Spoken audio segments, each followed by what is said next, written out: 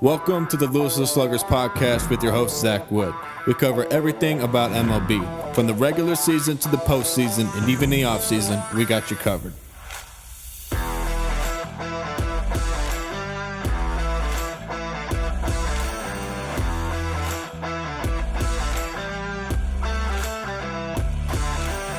Welcome to part 2 of episode 29. Longtime co-host and full-time youth baseball coach Jake joins us again to talk about his favorite team, the Texas Rangers, and we get his thoughts on the Semien and Seager deal, and a great talk about all the other free agent signings. We hope you enjoyed this episode, and don't forget to shop our merch at LewisvilleSluggers.com. Thanks for tuning in.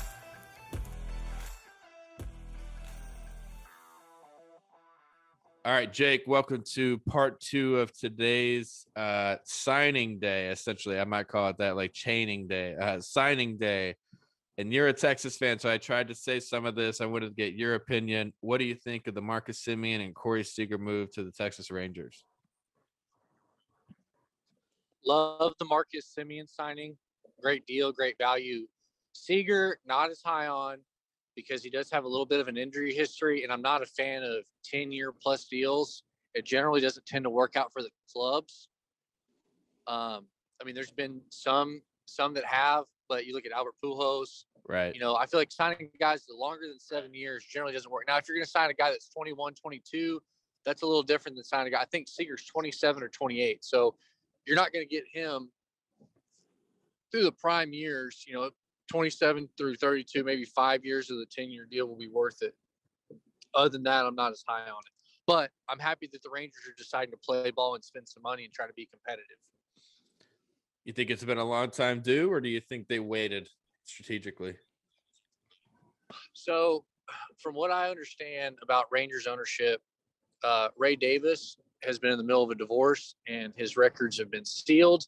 So nobody knew how much he was having to pay his wife, but it's something that's not really talked about. I wonder if some of that's freed up now, and now he has the capital to spend. And also understand they were kind of going through a rebuild when they hired Chris Woodward. And I'm kind of happy to see what Chris Woodward can do with the ball club, because I don't think he was put in a fair situation with the pieces he was given the last few years. So excited to see what he can do. I don't know if it's going to be any good or not, but at least he gets a fair opportunity now, right? Right. Okay.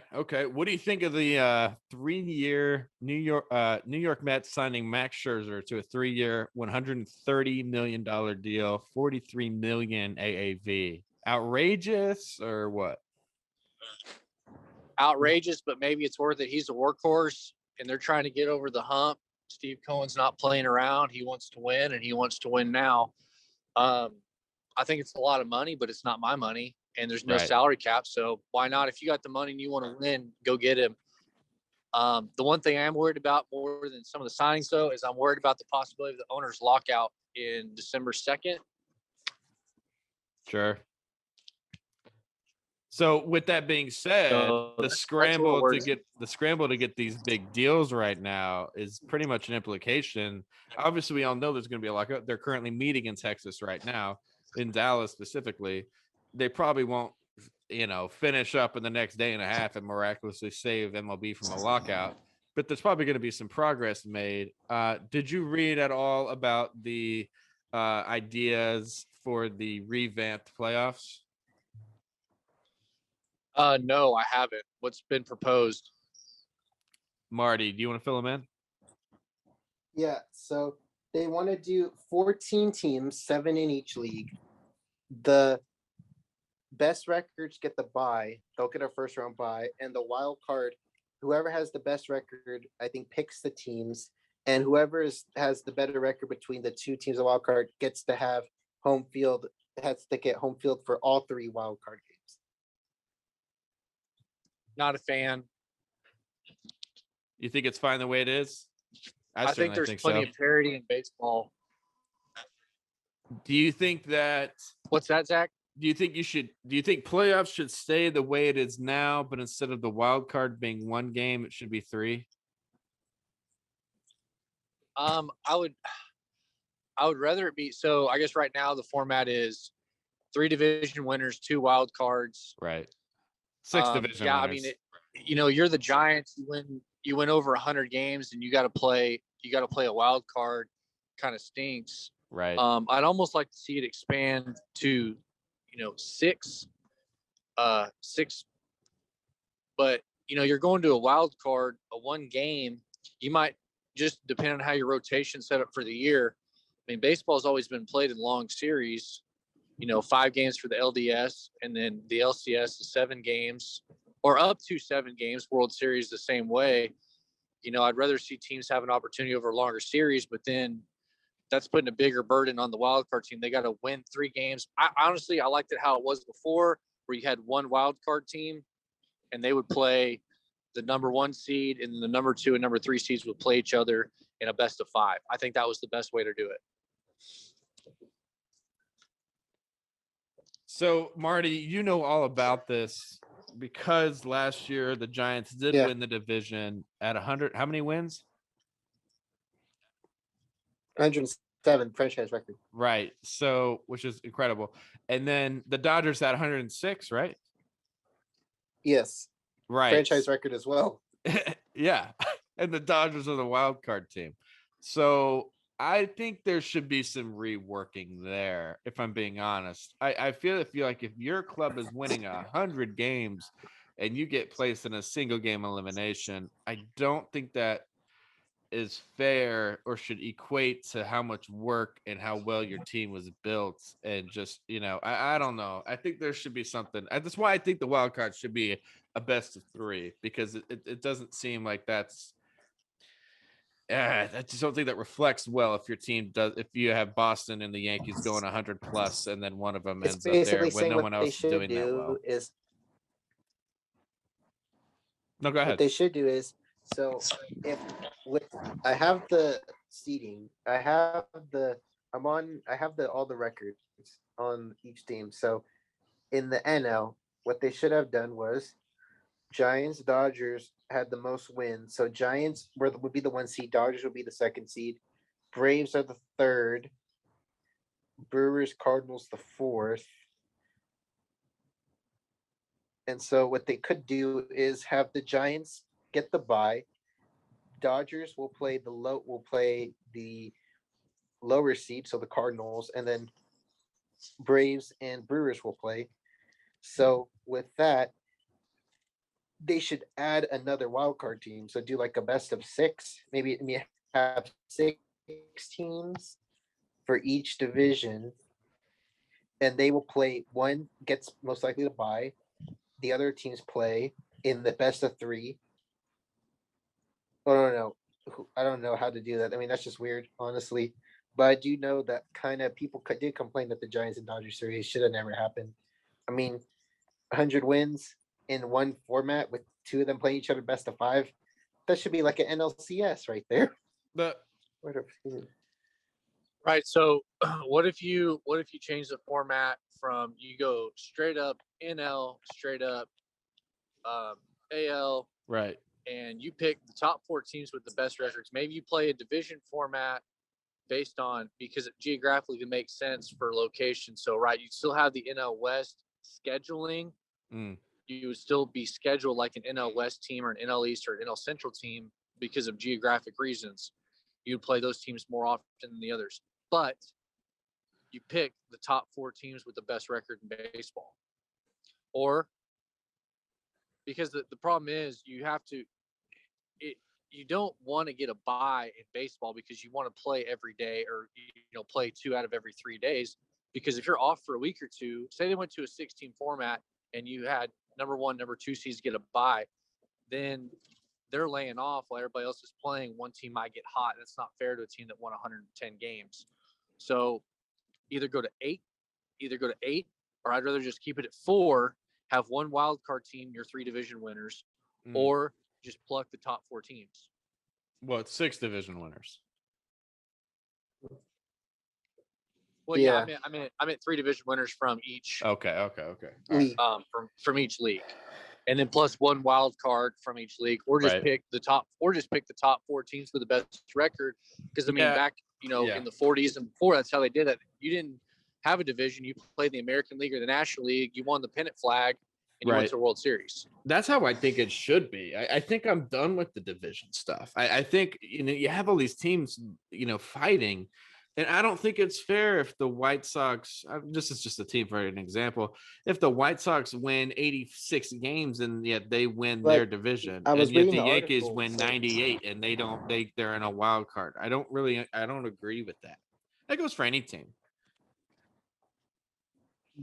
Well, I know I was reading a thing. I was watching a Ken Burns baseball documentary, and it talked about pre-1969 how it was whoever had the best record in the American League and National League would play in the World Series. But what happened was there were teams who were winning 90 or something games, not even making the playoffs. So when that happened, 1969, the Major League decided, let's do a National League East and West and a National League, American League East and West, National League East and West. Honestly, they should just do it like that. I mean, having the Central is kind of pointless if you geographically think. The NBA has an East and West division. NFL has the NFC and AFC. So I read the MLB kind of do like an East or West division. Do it something like that, or do NL East and West and AL East and West like it was before back in the 1969, how that started.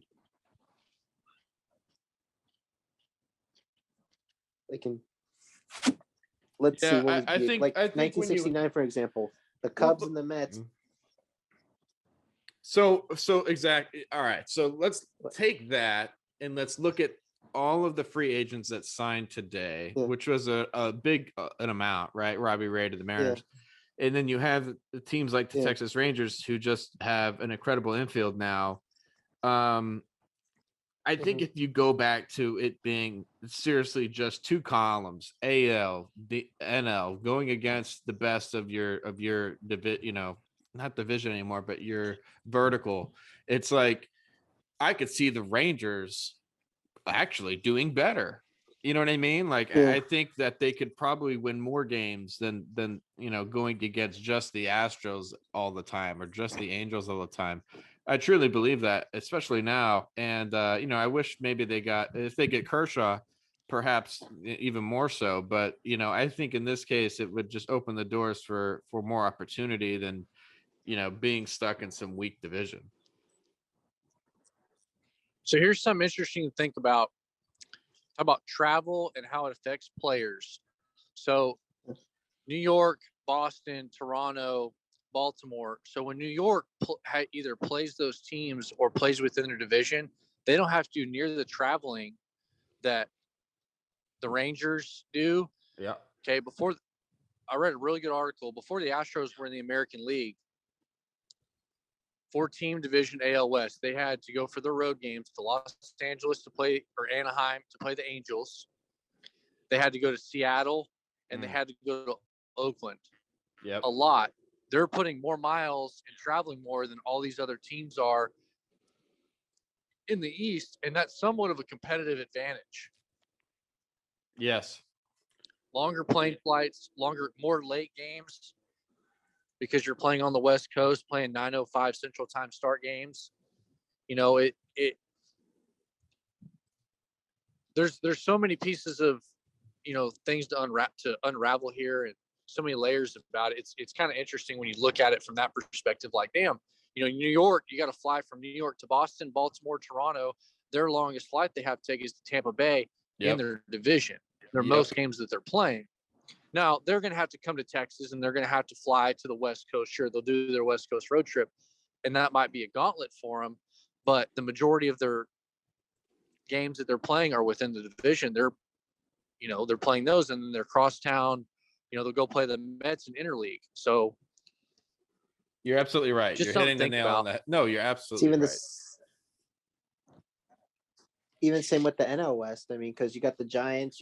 Giants have to go to LA to play the Dodgers. Then they have to go to more south to San Diego to play the Padres. Their farthest road trips is Colorado and Arizona. Taking plane would be, because I took a plane to Arizona to San Francisco and back. It was like 1 to 2 hours. Mm-hmm. So, and then Colorado, I'm not sure how long it would be from San Francisco to Colorado. And then plus when they play the A's, they travel on bus to the Coliseum. Sure. Yeah. So yeah. I think when they play the Battle of the Bay. Huh. Yeah, Oh, no, you're no. absolutely right, Jake. Maybe they I should kind of think redo that's the smart. divisions, honestly. So, Jake, I want you to take in consideration this, though. At the end of these deals for Semien and for Seager, I think Marty and I did the math earlier. You're looking at a 37-year-old Seager and a 38-year-old Semien. That's your infield.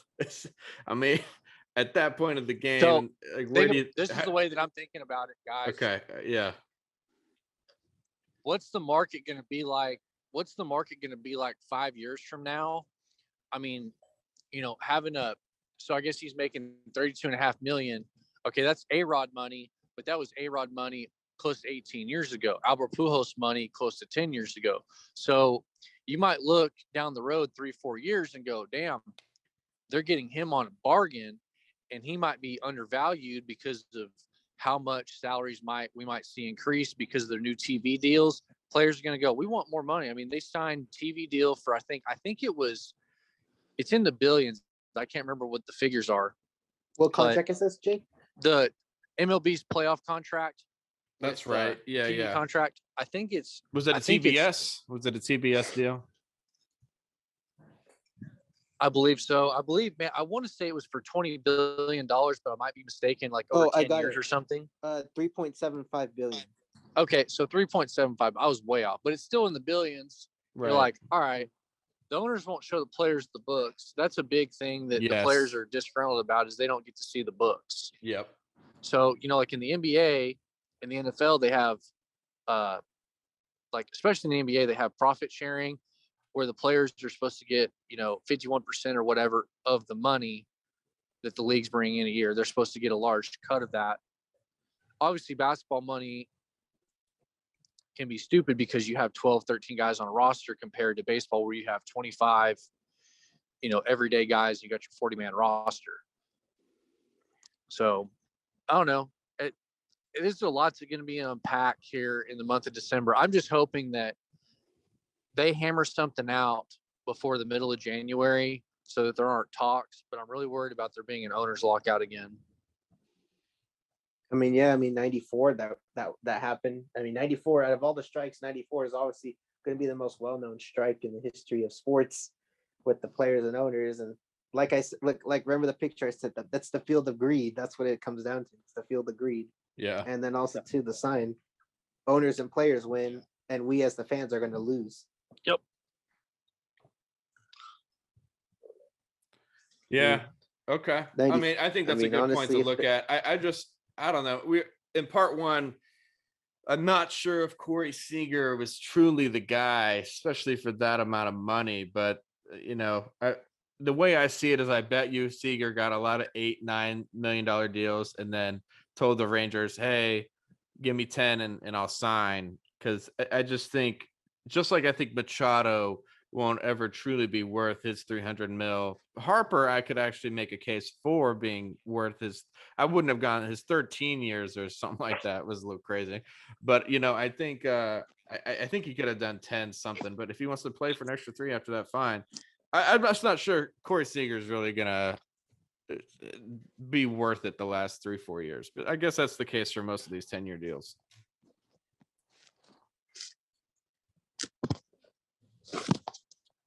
He was injury prone. He's very injury prone, unfortunately.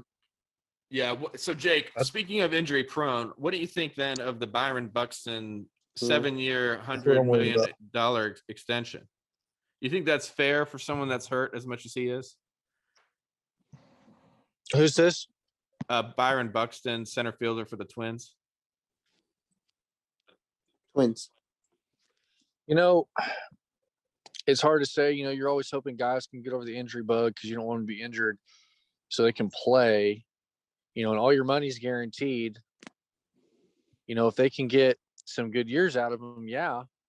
But it's also a lot of money to dedicate to people that have a history of being injured. How old is he right now? Who? Byron Buxton? 27. Okay, so how long was his deal for? 7 years. 7 So, years. 7 years, that's not as bad, but you're looking at a guy on the wrong side of 30. So he's going to be 34 at the end of this contract. I mean, that's not horrible, but not a lot of guys play until they're 38, 39. Some guys do, but some guys when they're 34, 35, they're done. They're not productive. They don't think they can be productive anymore. So what are you going to get at the end of those last 2 years? I hope a lot. I hope it's great for him. So, not a lot of money for, like I said, I think salaries are fixing to skyrocket. I think that's why a lot of these teams are trying to get shit done, because I think some of this stuff's going to come to a head, and in a few years you're going to be seeing, $30 million a year isn't going to be a big deal like it is right now. Because right now, if you're $30 million a year, it's a pretty big deal, but we might see $40-50 million a year guys here in the next 10 years. So who knows? Yeah, true. You're absolutely right. What do you think of Robbie Ray? 5 years, 115 mil, Cy Young winner to the Seattle Mariners. Seattle. Seems like a pretty good deal. You think the Mariners are shaping up to be a competitive is that team? 30 over 5? Yeah, around that much. Like 27.5 or whatever. I mean, that's a lot of money, but it ain't my money. That's a pretty good deal, though, I think. As long as he maintains the clip, none of these contracts are performance based. They're all, projecting what a guy's gonna be able to do in 5, 6, 7 years. But if he continues what he's been doing, he is. But hey, guys, I gotta hop off here. It's all I got good. a long day tomorrow. I enjoyed hopping on. Yeah. I'll have to do this again now that I got more. Now that season's over, I got more time. Sounds good, man. Oh, and also you gotta check out my house after 3. Oh yeah, there was an. No, I need to come hang a chandelier for you. We already got that taken care of, but I appreciate it. We'll see you guys soon, okay? Yeah, Jake. Sounds good, Jake. Later, Take guys. care.